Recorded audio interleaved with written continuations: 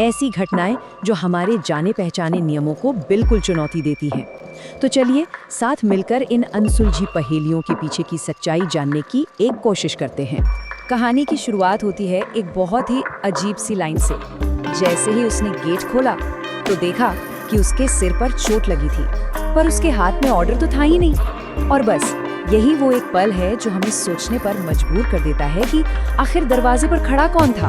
तो आज हम किन किन मामलों पर नजर डालेंगे? सबसे पहले ज़ोमैटो का वो भूतिया किस्सा, फिर तलाक के लिए किए गए एक काले जादू की खौफनाक कहानी, उसके बाद हम चलेंगे 100 एकड़ की एक वीरान डरावनी सोसाइटी में, और आखिर में बात करेंगे एक अनजानी परछाई की जो पीछा नहीं छोड़ती। और सबसे अंत में हम समझेंगे कि इन कहानियों से हमें क्या सबक मिलता है। तो हमारी पहली कहानी ज़ोमैटो का भूत एक बहुत ही आम सी घटना से शुरू होती है। देर रात को एक फूड ऑर्डर किया गया, लेकिन ये मामूली सा ऑर्डर एक ऐसी पहेली में बदल गया जिसका आज तक कोई जवाब नहीं है। अच्छा, अब जरा घटनाओं का पूरा सिलसिला समझिए टाइम के हिसाब से। रात के 10:30 बजे तुषार ने खाना ऑर्डर किया। 1 घंटा बीत गया, मतलब 11:30 बज गए, पर ऐप पर अब भी अराइविंग ही दिखा रहा था। ठीक 5 मिनट बाद यानी 11:35 पर दरवाजे की घंटी बजी। सामने एक राइडर खड़ा था जिसके सिर पर चोट लगी थी, पर उसके हाथ खाली थे। वो कहता है ऑर्डर लाता हूँ और चला जाता है, लेकिन कभी वापस नहीं आता। और फिर ठीक 10 मिनट बाद ज़ोमैटो से कॉल आता है कि उस राइडर की तो एक एक्सीडेंट में मौत हो चुकी है।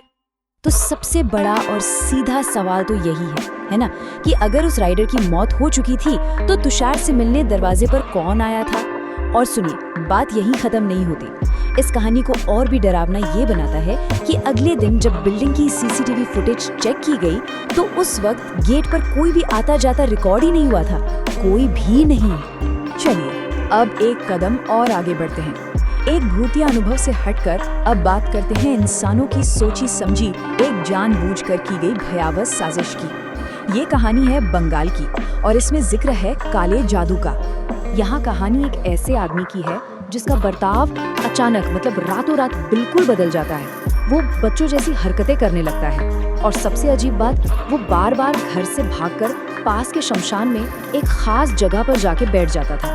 क्यों? किसी को कुछ समझ नहीं आ रहा था। और फिर जब एक तांत्रिक से बात की गई तो जो सच सामने आया वो होश उड़ा देने वाला था। ये पूरी एक साजिश थी जिसे 4 स्टेप्स में अंजाम दिया गया। सबसे पहले पत्नी ने सुलह का नाटक करके अपने पति का भरोसा जीता। फिर उसने चुपके से उसके बाल और कपड़ों के टुकड़े जमा कर लिए। इसके बाद इन चीजों पर एक खतरनाक तांत्रिक अनुष्ठान किया गया, और आखिर में इन अभिमंत्रित चीजों को उसी शमशान में दफना दिया गया जहां वो आदमी खिंचा चला जाता था। मकसद सिर्फ एक था, उसे पागल साबित करना, ताकि तलाक आसानी से मिल जाए।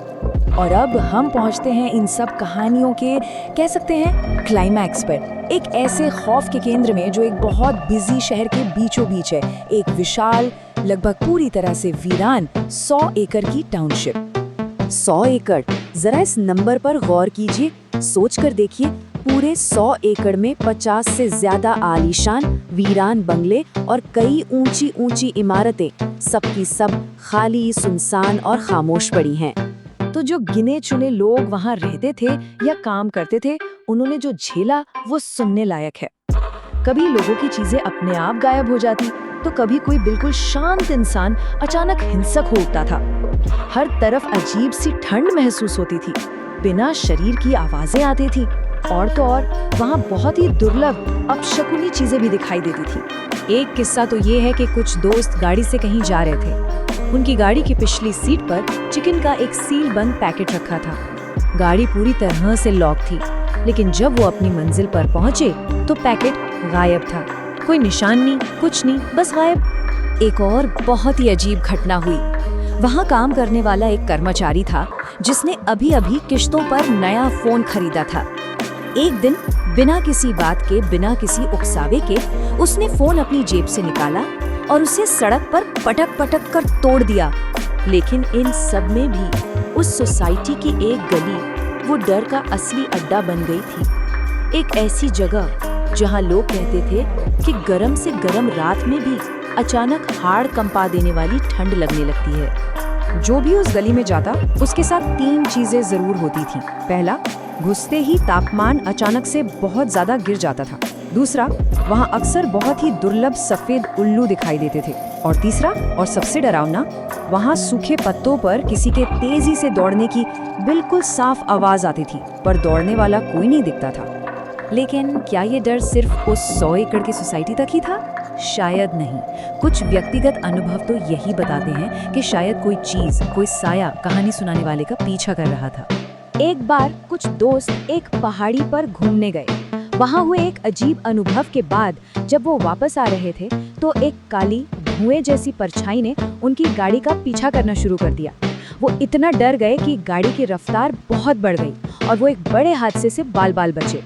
और फिर एक और पहाड़ी पर, एक और डरावनी जगह पर, एक ही वक्त पर एक ही जगह दो दोस्त साथ खड़े थे और दोनों को एक ही दिशा से जो आवाज आई वो बिल्कुल अलग थी। एक को बच्चों के हंसने खेलने की बहुत प्यारी आवाज सुनाई दी तो दूसरे को उसी जगह से दर्द में चीखने की भयानक आवाजें। और तभी उन्हें सुनाई दी वही आवाज, सूखे पत्तों पर किसी के भागने की आवाज। हाँ, ठीक वही आवाज जो 100 एकड़ वाली सोसाइटी में भी सुनाई दी थी।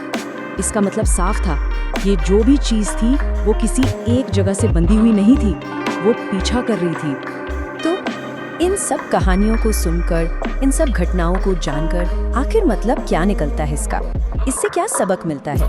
देखिए, ज़ोमैटो वाले किस्से से लेकर उस पीछा करती परछाई तक हर कहानी में एक धागा कॉमन है।